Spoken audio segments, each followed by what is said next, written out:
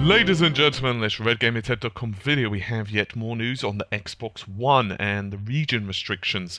Microsoft have confirmed that the Xbox One will be region locked.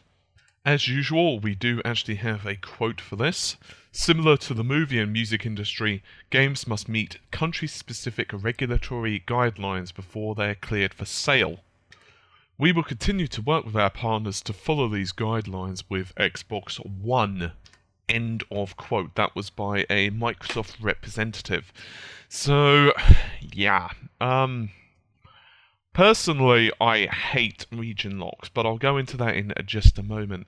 We're not really sure just how stringent these region locks are going to be. For example, the Xbox 360, you can actually play certain games from different regions on your system, with certain websites making a living off of selling basically games from one country to another country cheaper.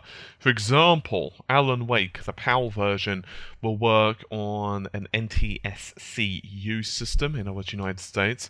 However, it's unknown whether it will work on a Japanese system.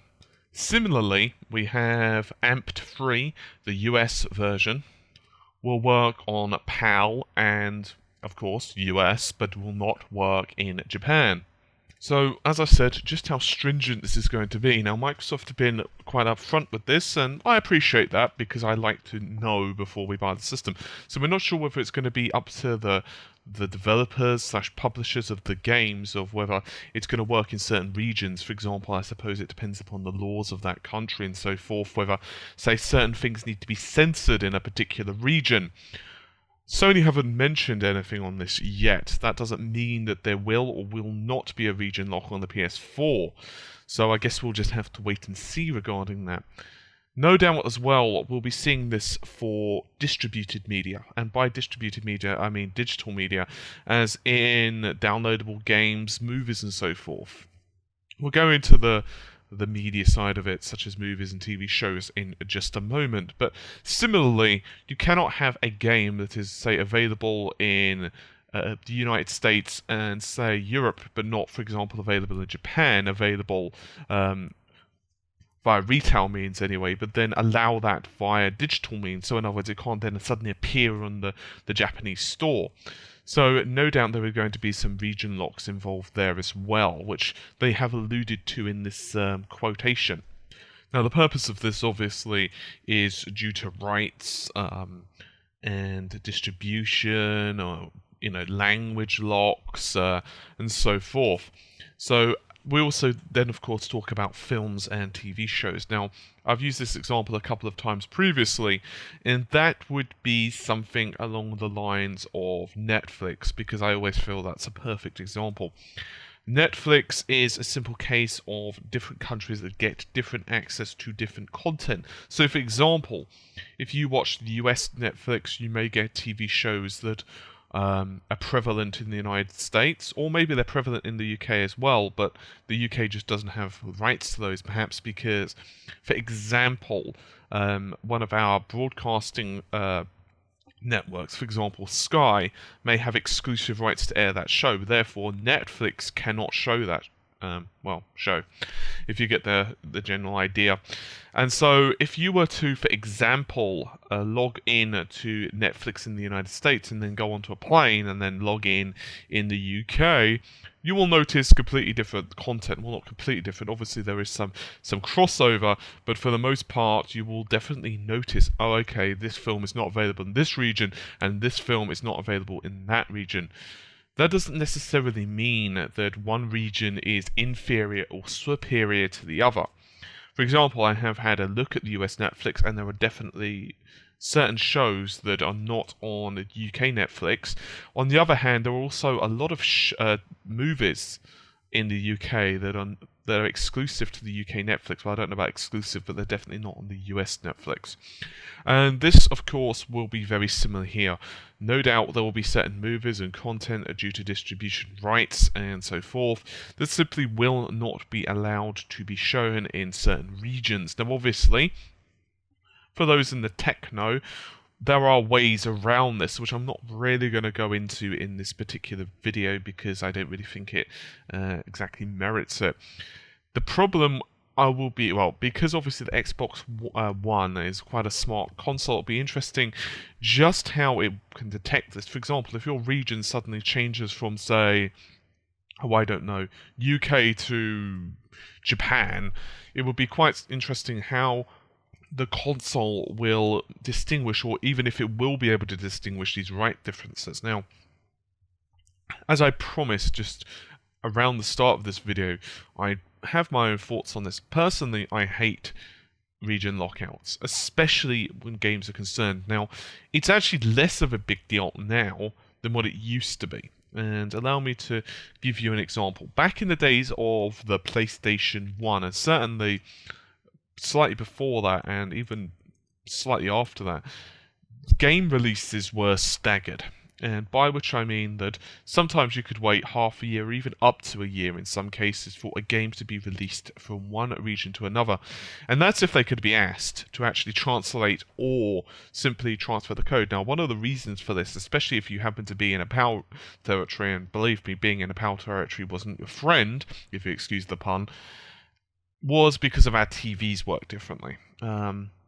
I'm not going to go too much into the technical ins and outs of it, but there was basically differences on the refresh rates of the screen and the amount of lines on the TV and so forth. Now, this is becoming less of a big deal now, but certainly back then it was a pain in the buttocks.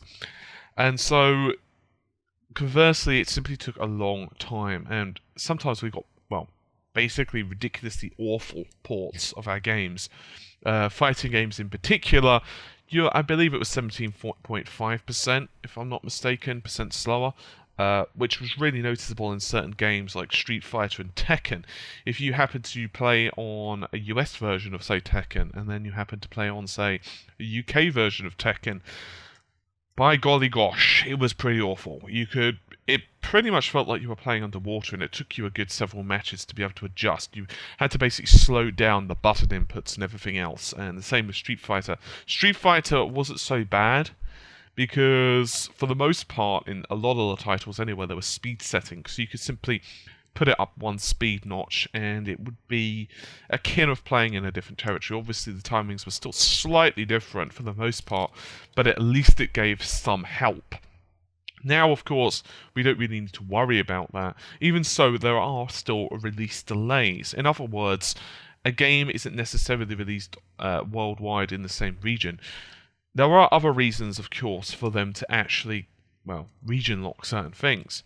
It could be distribution, or even simple things. For example, Sony Europe, just for example, or Microsoft Europe, want to make those profits themselves. They don't want to be eating, or they don't want their profits eaten from, say, the US division. And all of these make very, very, very big differences to the bottom corporate line, because they want to be able to closely monitor how well a game is selling in a particular region. All of these are huge issues, but mostly, to be honest with you, right now it's to do with licensing agreements, and it doesn't help us as consumers. Now, to be honest with you, from my personal perspective as a primarily PC gamer, it actually pisses me off immensely on Steam, because in some cases you can have a week or even a couple of weeks delay on certain titles. And there are, once again, ways to activate this. I'm not going to go into that for legality's sake in this video. But honestly speaking, it's just a pain in the buttocks, because I don't really care. You know, it's like if I've paid money for a game, if it's digital, I just want the game to activate straight away, and it really does bug me. It's one of my biggest bugbears, especially when you see like a week or 2 week delay in some cases. Obviously, if it's a day, it doesn't bother me too much, but when it's a substantial amount of time, especially since most of the games I'm playing on PC are already translated. For example, let's say I'm talking about, I don't know, Resident Evil Revelations. The US release and the UK release is no real difference because, well, it's PC. So in other words, there's no real translation to deal with, so it's purely licensing. And it can be a pain in the buttocks. And in my opinion, it doesn't do that much for customer relationship versus piracy either. But in regards to the Xbox One, it's certainly going to be very curious how Microsoft plan to police this, because obviously ways to circumvent region locking is certainly becoming more prevalent. I'll be curious, given Sony's previous starts with the PlayStation 3, just how they're going to market and deal with the PS3 thing. Now, obviously, it's not just down to Sony, it's also down to the developers for the games and so on as well. So, yeah, it's never a simple subject. That's why it's always that much more tricky for developers and console manufacturers. So once again, I don't particularly blame Microsoft for this, because obviously they cannot help the fact that, say, if Fox do not want a certain TV show airable in, say, Canada or in the UK or France or whatever, that is not Microsoft's fault. They do not own, whatever TV show that is. They do not own the rights to 24. It's not theirs. They can simply say, please, can we allow it in this region? And if they say no, because, these guys have exclusive rights to air it in that region, or, you can have it in 3 months' time when their exclusivity clause runs out, or whatever circumstances, there's dozens of different circumstances, and by no means am I an IP lawyer, or contract lawyer for that matter. Then, well, things just become more and more grey. Anyway, hopefully you've enjoyed the video, despite the fact it's a somewhat short one, at least for me. Take care of yourselves, and bye for now.